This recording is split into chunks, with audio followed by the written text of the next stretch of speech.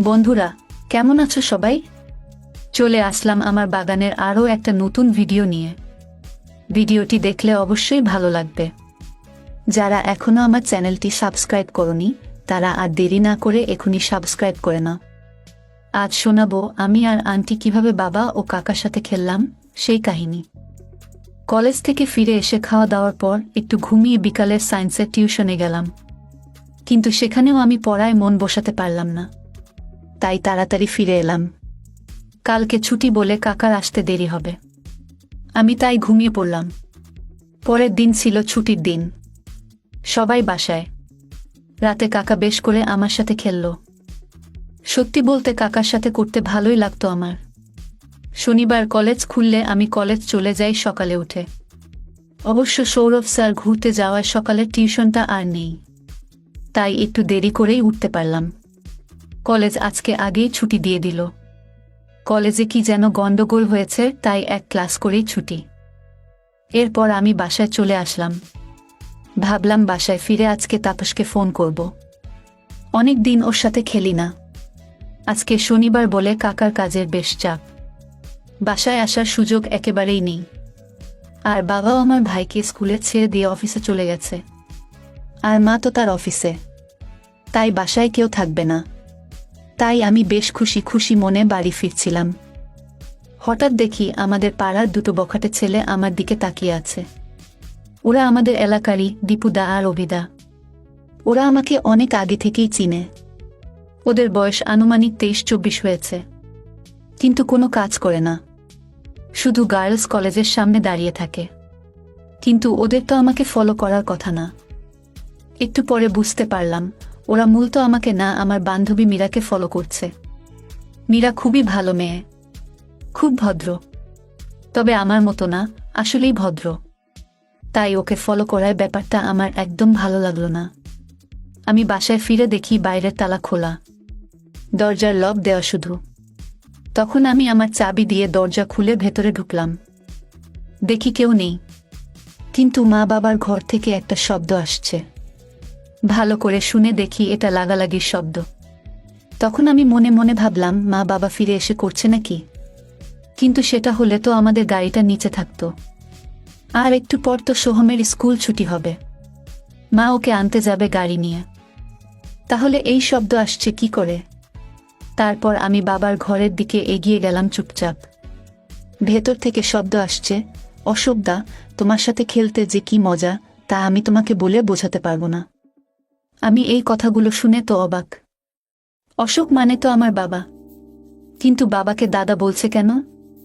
গলার স্বরটাও চেনা চেনা লাগছে।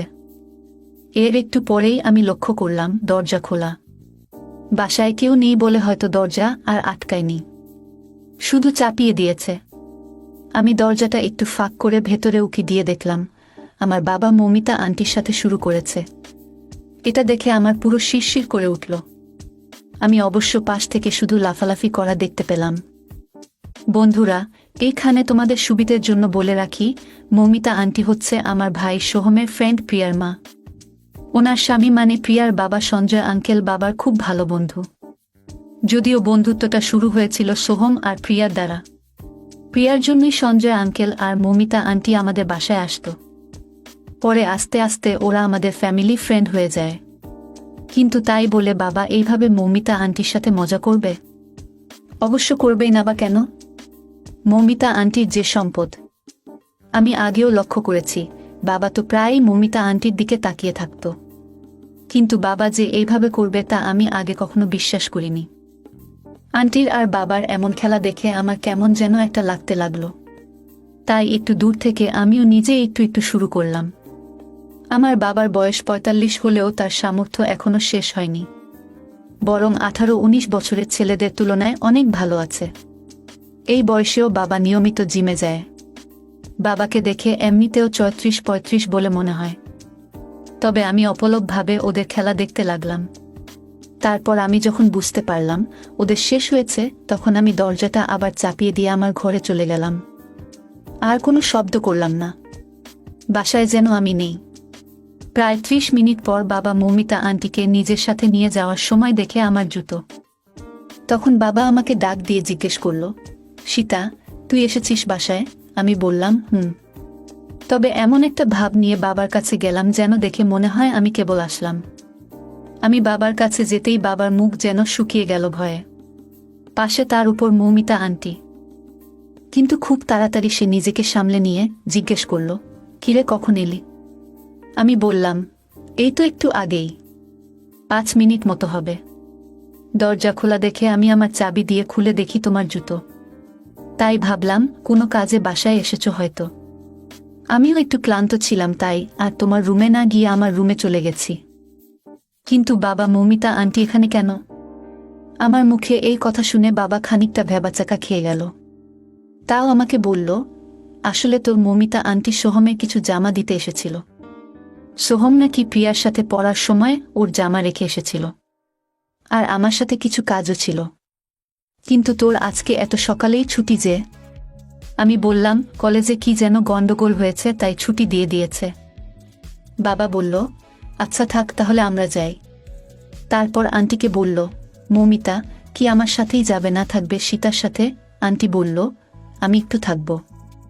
সীতা যখন এসেই গেছে তাহলে আমি ওর সাথে একটু কালকের পার্টির জন্য প্ল্যানিং করে নিব। আন্টির এই কথা শুনে বাবা আর কথা না বাড়িয়ে বলল, আচ্ছা থাকো তাহলে। আমি গেলাম। এরপর আর দেরি না করে বাবা চলে গেল। কিন্তু মৌমিতা আন্টি আমার কাছে থেকে গেল। এরপর আমি মৌমিতা আন্টিকে নিয়ে আমার ঘরে গেলাম। আন্টি বেশ ভালোই অভিনয় করতে পারে। বাবা তো তাও ভয় পেয়ে গেছিল। কিন্তু মৌমিতা আন্টিকে দেখে স্বাভাবিকই মনে হচ্ছিল। আন্টি হঠাৎ আমাকে জিজ্ঞেস করল, তোমার বাবা খুব ভালো লাগাতে পারে না? কথাটা শুনে আমার মাথায় যেন আকাশ ভেঙে পড়ল। কি বলল তা আমি কিছুতেই বুঝতে পারলাম না। তাই আমতা আমতা করে আন্টিকে জিজ্ঞেস করলাম, মানে? আন্টি আবারও বলল, মানে তোমার বাবা অশোকদা খুব ভালো পারে বলো। এই কথা শুনে আমি একটু মেকি রাগ দেখিয়ে বললাম, তুমি এসব কি বলছো? কিন্তু আন্টি আমার কথায় তেমন কোনো পাত্তা না দিয়ে হেয়ালি করে বলল, থাক থাক, আর অভিনয় করতে হবে না। দরজার ফাঁক দিয়ে তুমি যখন আমাদের দেখছিলে আমি তোমাকে দেখেছি। তুমি তো তখন নিজে নিজেই কাজ করছিলে। ধরা খেয়ে গেছি তাই আর লুকিয়ে কোনো লাভ হবে না। সেজন্য আমিও এবারে রাগঠাক না করে বললাম, তুমি না খুব খারাপ। তোমার অশোকদা আমার বাবা হয়। তখন আন্টি বলল, তাতে কি হয়েছে? আমার বাবা তো তোমার সঞ্জীব আঙ্কেলের সামনেই আমার সাথে মজা করেছে। কথাটা শুনেই আমার মাথায় যেন আকাশ ভেঙে পড়ল। যেন কিছুতেই তা আমার পক্ষে বিশ্বাস করা সম্ভব হচ্ছিল না। তাই আমি খুব অবাক হয়ে আন্টিকে জিজ্ঞেস করলাম, কি বলছো আন্টি? সঞ্জীব আঙ্কেল তাতে কিছু বলেননি? আন্টি বলল, ও আর বলবে কি? তোমার আঙ্কেল তো আমার সাথে অন্য কাউকে দেখলে আরো মজা পায়। সেজন্য তো তোমার আঙ্কেলই অশোকদার সাথে খেলতে বলেছিল। এবারে আমি আরো বেশি অবাক হয়ে গেলাম। তারপর আরো বেশি কৌতূহল নিয়ে আন্টিকে বললাম, কি বলছো আন্টি? কাহিনীটা বলতো শুনি। এরপর মৌমিতা আন্টি আমাকে বলতে শুরু করলেন, শোনো তবে, মাস 8 আগে তোমার বাবা মানে অশোকদা আমাদের বাড়িতে সোহমকে নিয়ে গেছিল। তখন আমি বাড়িতে ছিলাম না, শুধু তোমার আঙ্কেল ছিল। আমাদের বেডরুমের অ্যাটাচড বাথরুমের ছিটকিনি নষ্ট হয়ে গেছিল তখন। অশোকদা ঢুকেছিল আমাদের বেডরুমের ওই বাথরুমে ছিটকিনি না লাগিয়ে। আমি বাসায় ফিরে নিজের রুমে গিয়ে তাড়াহুড়ো করে ঢুকে পড়েছিলাম। তোমার বাবা যে ভেতরে ছিল সেটা আমি সত্যি বুঝতে পারিনি। আমি ঢুকেই মেশিনটা দেখে মেরে দাঁড়িয়ে যাই। সেই সময় তোমার সঞ্জীব আঙ্কেল আসে অশোকদাকে ডাকার জন্য। দরজা বরাবর দাঁড়িয়ে থাকায় সঞ্জীব আমাকে দেখে ফেলে। তোমার বাবার কাজ তখনও শেষ হয়নি বলে আমি আর ঢুকিনি। আর ওই যন্ত্র তোমার আঙ্কেলও দেখে ফেলে। তারপর আমি আর তোমার আঙ্কেল বেরিয়ে আসি। কিছুক্ষণ পর তোমার বাবা বেরিয়ে আসলে আমি বাথরুমে ঢুকে পড়ি। তারপর অবশ্য কিছুদিন আমি তোমার বাবার কথা বেশ চিন্তা করেছি। চিন্তা করে করে নিজেই কাজ করেছি। একদিন রাতে খেলার আগে তোমার আঙ্কেল আমাকে বলে, শোনো না, আজকে একটু অন্যভাবে করবে? আমি একটু অবাক হয়ে জিজ্ঞেস করলাম, অন্যভাবে মানে? তখন সঞ্জীব বলল, মানে এই ধরো লাগার সময় তুমি আমাকে একটা ছেলে ভাববে যাকে তুমি পছন্দ করো, আর তার নাম ধরে ডাকবে আমাকে, আর আমি তোমাকে অন্য এক মেয়ে ভেবে মজা করব। তোমার আঙ্কেলের মুখে কথাটা শুনে আমি একটু লজ্জা পেয়ে বললাম, ধুর, তুমি যে কি সব বলো না। আমার এমন কোনো পছন্দের ছেলে নেই। কথা বলার পর মৌমিতা আন্টি আবার আমাকে বলল, আসলে আমি তখন তোমার আঙ্কেলের কাছে ভালো সাজতে চাইছিলাম, কিন্তু মনে মনে তখন আমি তোমার বাবার কথাই ভাবছিলাম। তারপর সঞ্জীব আমাকে বলল, আরে লজ্জা পাওয়ার কিছু নেই, তুমি বলো না। আমি আবারও বললাম, না গো, কেউ নেই আমার। তুমি যাকে মন চায় তাকে ভেবে করো না। তখন তোমার আঙ্কেল আমাকে বলল, আচ্ছা ঠিক আছে, আমি তাহলে তোমাকে রিনা বৌদি ভাবব, তুমি আমাকে অশোকদা ভাববে। রিনা বৌদি ছিল আমাদের প্রতিবেশী। ওর এই কথা শুনে আমি বললাম, অশোকদা, কি বলছো এইসব? তুমি পাগল নাকি? ও বলল, পাগল হতে যাব কেন? ধরে নাও ওই দিন তোমরা একাই বাড়িতে ছিলে আর অশোকদা তোমাকে দেখে ঠিক থাকতে পারেনি, তোমার সাথে মজা করেছে। এরপর আমি আরো কৌতূহলী হয়ে জিজ্ঞেস করলাম, এরপর কি হলো আন্টি? আন্টি বলল, এরপর এরপর তো আমরা আসল কাজ করতে শুরু করলাম। আমি অশোকদা বলে আওয়াজ দিচ্ছিলাম, আর তোমার আঙ্কেলও ওই দিন বেশ ভালো মতোই করেছিল। পরে আমি বুঝতে পেরেছিলাম রিনা বৌদির উপর হয়তো বেশ নজর ছিল তোমার আঙ্কেল এর। এইদিকে অশোকদার কথা মনে পড়তেই আমার আরও ভালো লাগছিল। তাই সঞ্জীবও বুঝে গেল যে অশোকদাকে পেলে আমি বেশ মজাই পাব।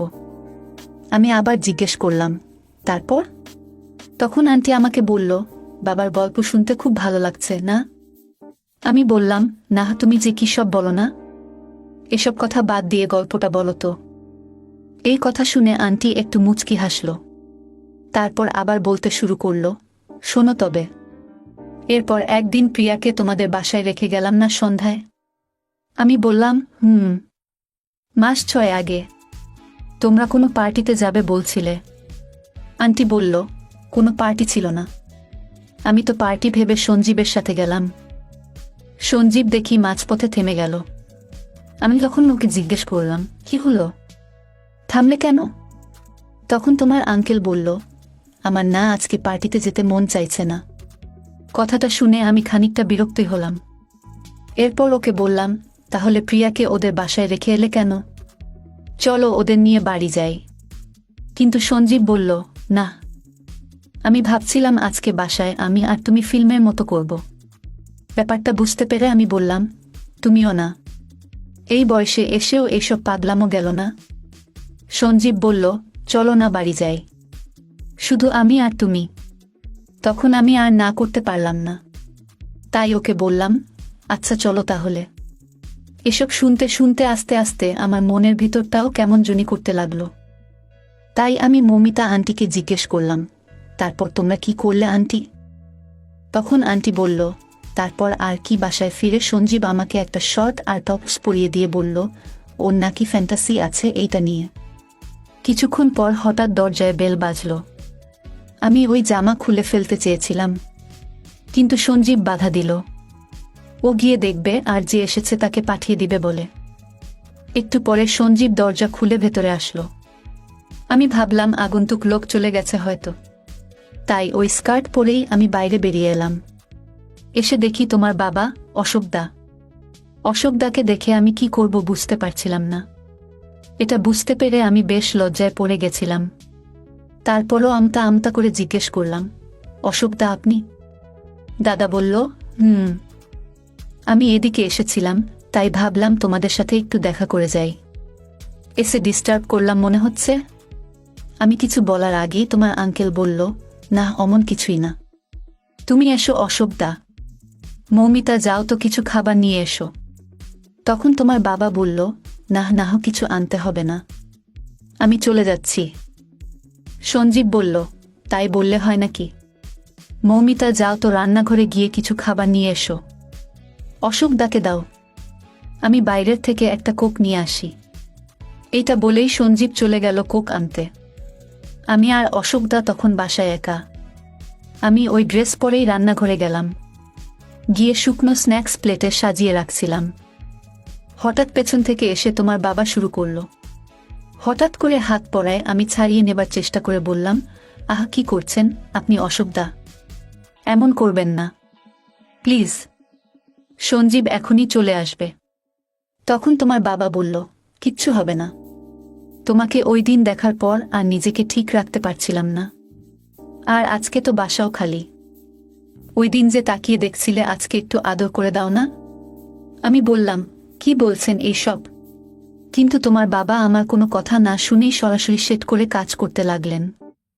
আসলে তোমার বাবা অনেক ভালো খেলতে পারেন, কিন্তু বিপত্তি হলো আমাদের খেলা চলাকালীন সময়ে তোমার আঙ্কেল এসে পড়ল। তখন আমি যথাসম্ভব আড়াল করে নিয়ে ওকে বললাম, সঞ্জীব আমাকে ভুল বুঝো না, আমি করতে চাইনি। অশোক দা জোর করেই কবজা করেছে। তখন সঞ্জীব বলল, ভুল বুঝতে যাব কেন সোনা? আমি তো অশোকদাকে বললাম করতে।